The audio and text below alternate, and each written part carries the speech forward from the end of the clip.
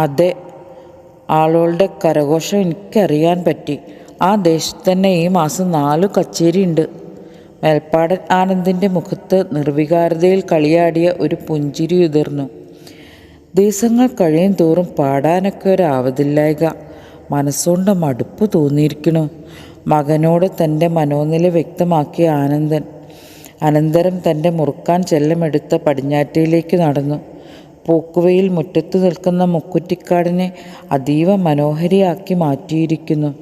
ആ മനോഹാരിത ഉണ്ണീമ്മയുടെ നിഷ്കളങ്കമാർന്ന മുഖത്തെ ആയിരുന്നു അയാളെ ഓർമ്മിപ്പിച്ചത്. തൻ്റെ മുമ്പിൽ യാചനാഭാവത്തോടെ 2 കൈകളും കൂപ്പി നിന്നത്.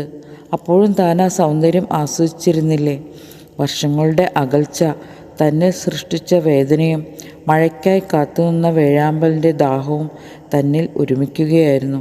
തൻ്റെ മകനെ കാണുന്നതിലുപരി അവളെ ഒരു നോക്കു കണ്ടാൽ തൻ്റെ ഹൃദയം നിറയുമെന്നുള്ള ആത്മാവിൻ്റെ വിളി, അത് കേൾക്കാതിരിക്കാൻ തനിക്കായില്ല. അതിനുവേണ്ടി മാത്രമായിരുന്നു 12 വർഷത്തിനു ശേഷം താൻ ആ പടി കയറിയത്. തൻ്റെ മകനു വേണ്ടി താൻ സ്വരുക്കൂട്ടിയ സ്വത്ത് അവനറിയാതെ പോകരുത് എന്ന ലക്ഷ്യവും അതവൻ്റെ അമ്മയുടെ കൈവശം തന്നെ ഇരിക്കട്ടെ എന്ന ഉറപ്പുമായി 5 ഏക്കറിൻ്റെ പ്രമാണവും കയ്യിലടുക്കി രണ്ടും കൽപ്പിച്ചായിരുന്നു ഉണ്ണീമ്മയുടെ മുമ്പിൽ കുറ്റവാളിയെപ്പോലെ നിന്നത്. അറിവില്ലാത്ത പ്രായത്തിൻ്റെ എടുത്തുചാട്ടം ഒരു പൊൻതൂവലായിരിക്കണമെന്ന നിർബന്ധം അത് അത്യാഗ്രഹമല്ല എന്നറിഞ്ഞുകൊണ്ടായിരുന്നു ഉണ്ണീമ്മയോട് അപേക്ഷിച്ചത്.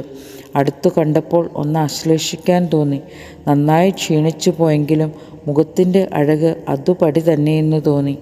സംഭാരം തന്ന ഓട്ടുമന്ത വലതുകൈ എത്തിപ്പിടിച്ചപ്പോൾ ആ മെയ്യോട് ചേരാൻ മനസ്സ് തുടിച്ചു.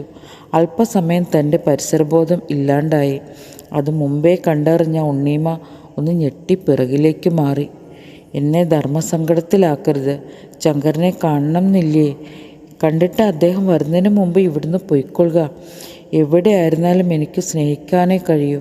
ഉണ്ണീമ്മ മുഖം പൊത്തി കരയുന്നത് ഇന്നും ആനന്ദിൻ്റെ കർണപുടങ്ങളിൽ വന്നലതല്ലാറുണ്ട്. ആ മെഴികൾ തുടയ്ക്കാനും സമീപമിരുന്ന് ആശ്വാസവാക്കുകൾ മൊഴിവാനും മനം തുടിച്ചു. പക്ഷേ തൻ്റെ പാദങ്ങൾ ബന്ധികളായി.